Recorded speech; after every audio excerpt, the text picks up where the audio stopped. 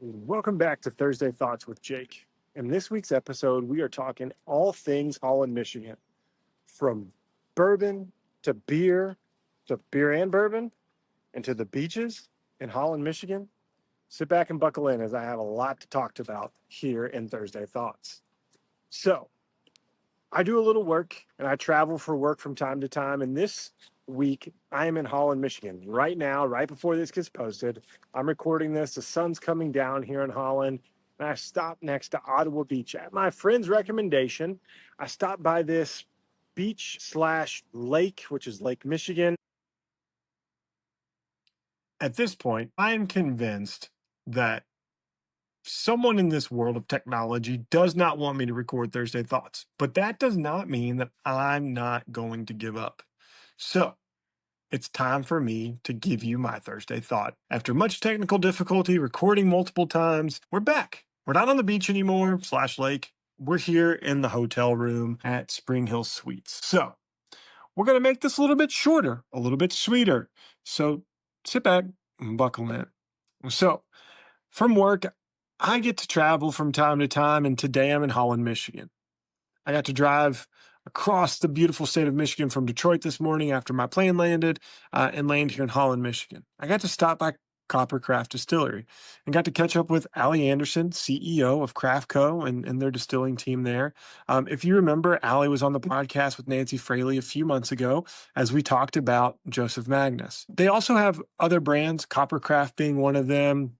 I think Flying Aces. They have some gins, some vodkas, so on and so forth. And so I got a chance to learn about their distillation process, how they're sourcing whiskey, how they're blending whiskey, all from their team. It started off with a great pour of Murray Hill Club finished in Calvados barrels, which might be my favorite whiskey I've tried this year. I won't get to try it again, so I have to remember everything I tried and tasted about it, but it was very, very good. From there, we got to try a double oaked bourbon from Fox and Odin that was absolutely delightful, under $100, under 115 proof, right up my alley when it comes to premium spirits. And then we got to tour the bottling line. We got to sniff some whiskey that was 20 plus years old. And we got to even try something that was a little Caribbean with a bourbon flair. I also learned that they are creating craft cocktail RTDs and many other things. It ended up with just a good casual conversation, and I'm excited for how they finish up their tasting room and everything that they're bringing to Holland, Michigan. The last thing they said is I was looking for recommendations or what to do. I said, hey, can I go grab a beer? You know, Michigan's known for their beer. They said, yeah, go to Holland, New Holland Brewing Company, and try the Kolsch. So that was the next stop. I go there and I order some food, some pepperoni pinwheels, a salad, and a flight of beer. The Kolsch was one. I had a peachy, hazy IPA, a tangerine IPA, and a sour at the waiter's recommendation. They were all good, but the Kolsch was so good I had to order a second one. So I enjoyed that, and as I'm leaving, I see they have a shop. So as any tourist would do, I go to the shop. And what do I see? Bourbon? Whiskey? American single malt? No, they can't be producing that. But they were. And so I go over there and I grab the bottle, I turn around. Is it source? No. It's from Holland, New Holland. And so I started to ask questions. Can I try it? What is it like? Tell me the story.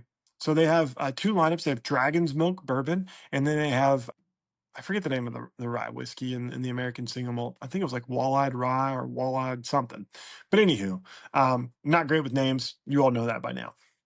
But the bourbon was a 95 proof pot still bourbon, aged 5 years, and they had a 100 proof bottled and bond bourbon as well. They had a 7-year malted rye whiskey and a 10-year American single malt.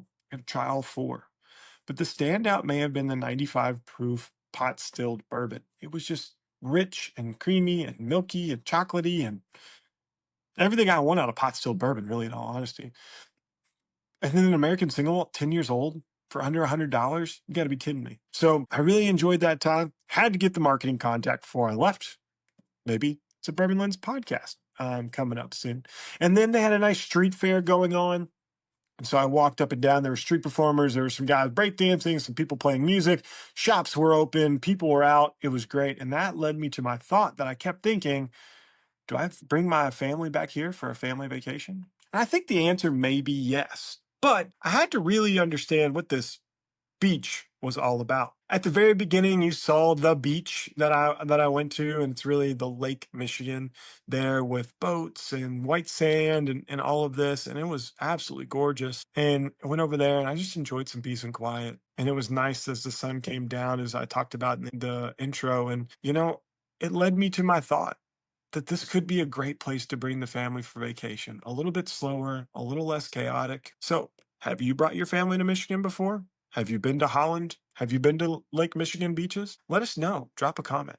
I also want to say thank you to Notorious Teas because they made me a bourbon legend today, not because anything the podcast did or me going viral on social media or anything like that.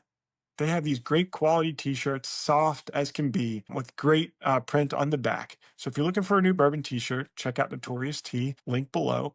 And we'd love to make sure you grab one and you can become a bourbon legend too. We'll catch you next Thursday with whatever the next random Thursday thought is. And thanks for tuning in.